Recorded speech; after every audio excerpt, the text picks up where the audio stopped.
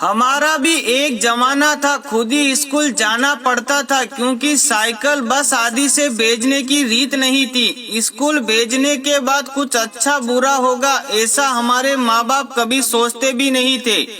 उनको किसी बात का डर भी नहीं होता था। पास ना पास यही हमको मालूम था। परसेंटेज से हमारा कभी संबंध ही नहीं था। ट्यूशन लगाई है ऐसा बताने में भी शर्म आती थी क्योंकि हमको डपोर संघ समझा जा सकता था। किताबों में पीपल के पत्ते, विद्या माता के पत्ते, मोर पंख रखकर हम होशियार हो सकते हैं ऐसी हमारी धारणाएं थी। कपड़े की थैली में, बस्तों में और बाद में एल्यूमिनियम की पेटी में किताबें कॉपियों को बेहतरीन तरीके से जमा कर रखने में हमें महारत हासिल थी। हर साल जब नई क्लास में बस्ता जमाते थे उसके पहले किताबें कॉपी पर ऊपर रद्दी पेपर की जिद चढ़ाते थे और ये काम एक वार्षिक उत्सव या त्योहार की तरह होता था। साल खत्म होने के बाद किताबें बेचना और अगले साल की पुरानी किताबें खरीदने में हमें किसी प्रकार की शर्म नहीं होती थी क्योंकि तब हर साल नई किताबें बदलती थी और ना ही पाठ्यक्रम। हमारे माता पिताजी को हमारी पढ़ाई का बोझ है ऐसा कभी लगा ही नहीं। किसी दोस्त के साइकिल के अगले डंडे पर और दूसरे दोस्त की पीछे कैरियर पर बिठाकर गली गली घूमना हमारी दिनचर्या थी। इस तरह हम ना जाने कितना घूमा होंगे। स्कूल में सर के हाथ से मार खाना, पैर के अंगूठे पकड़कर खड़े रहना और कान लाल होने तक मरोड़े जाते वक्त हमारा ईगो कभी आड़े नहीं आता था। सही बोले तो ईगो का क्या मतलब होता है ये हमें मालूम ही नहीं था। घर और स्कूल में मार खाना भी हमारे दैनिक जीवन की एक सामान्य प्रक्रिया थी। मारने वाला और मार खाने वाला दोनों ही खुश रहते थे।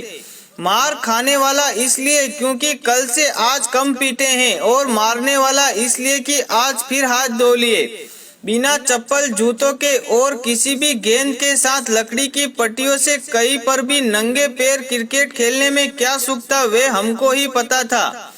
हमने पॉकेट मनी कभी भी मांगी ही नहीं और पिताजी ने भी दी नहीं, इसलिए हमारी आवश्यकता भी छोटी छोटी सी थी। साल में कभी कभार एक आध बार सेव, मिक्सर, मुरमुरे, बेल खा लिया तो बहुत होता था। उसमें भी हमें बहुत खुश हो लेते थे। छोटी मोटी जरूरतें तो घर में ही कोई भी पूरी कर लेता था क्योंकि परिवार संयुक्त होते थे। दिवाली में लौंगी पटाखे की लड़ को छूटा करके एक एक पटाखा फोड़ते रहने में हमको कभी अपमान नहीं लगा।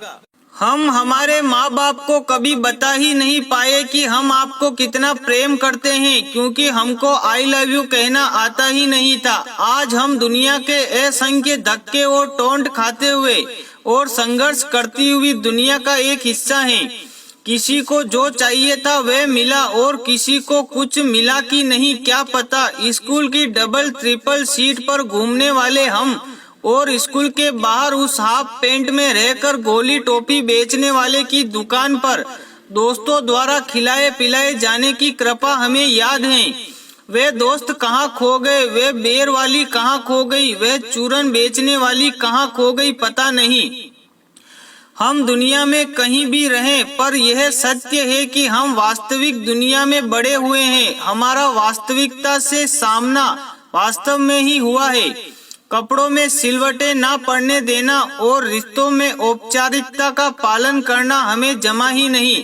सुबह का खाना और रात का खाना, इसके सिवा टिफिन में क्या था हमें मालूम ही नहीं है। हम अपने नसीब को दोष नहीं देते। जो जी रहे हैं वे आनंद से जी रहे हैं और यही सोचते हैं और यही सोच हमें जीने में मदद कर रही है। जो जीवन हमने जिया उसकी वर्तमान से तुलना हो ही नहीं सकती।